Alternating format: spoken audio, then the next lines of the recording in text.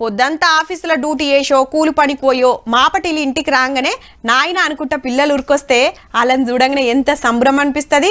మాటలు పురాగా రాకుండా ముచ్చట పెడుతుంటే ముద్దుగా అనిపిస్తుంది. అయితే అప్పుడప్పుడు పిల్లలు ఆడుకుంటా తొవ్వ పట్టుకొని పోతుంటారు. హీగేముంది ఏడబాయ అని ఊరంతా ఎనుకులాడతారు ఇంటోళ్ళు. పిల్లలు ఓ 10 నిమిషాలు కానరాకుంటేనే ఆగమాగమైతుంటారు. అసొంటిది గీ అన్న ఎట్లుంటుండో ఏమో పో. కొడుకు కోసం తనలాడుతున్న తండ్రి కన్నీటి కథ ఇది.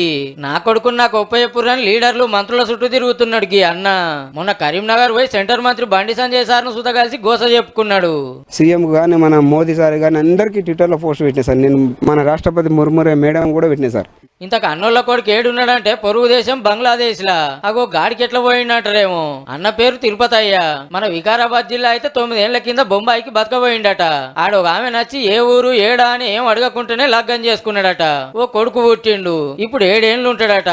ఫోటో చూపెట్టుకుంటూ ఒక ఏడుపు కాదు అన్నది. అయితే మనోడో మలక రైతు బంధు పైసల కోసం అని ఇంటికి వచ్చి పోయే వరకు ఏరేటాయన లగ్గం చేసుకున్నదట మేడం. ఇక నీ కొడుకుని నువ్వే చూసుకో, మా ఊరికి నేను పోతున్నా అని బంగ్లాదేశ్ పోయిందట.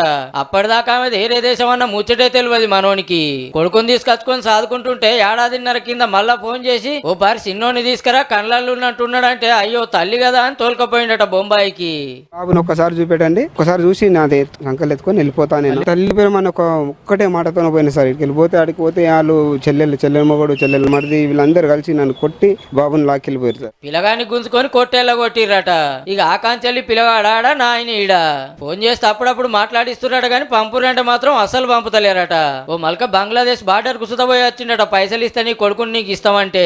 ఏప్రిల్ 20 తారీఖు కలకత్తా పోయినా సార్. బంగ్లాదేశ్ బార్డర్ వరకు పోయినా. ఇలా లైన్ ఉంటుంది సార్, బార్డర్ వేసి ఆడ వరకు పోయినా. బంగ్లాదేశ్ లో ఎన్ని బాధలు పడుతుండో అని తలుసుకొని ఎక్కెక్కి పడేడుస్తున్నాడు అన్న. ఎట్లానే చేసి నా కొడుకు నా దగ్గరికి వచ్చేటట్టు చూడురు అని అవుపడ్డోళ్ళు అందరినీ బతిలాడుతుండు పాపం. జర సాయం చేయరి సార్లు గోస అనిపిస్తుంది అన్నం చూస్తుంటే.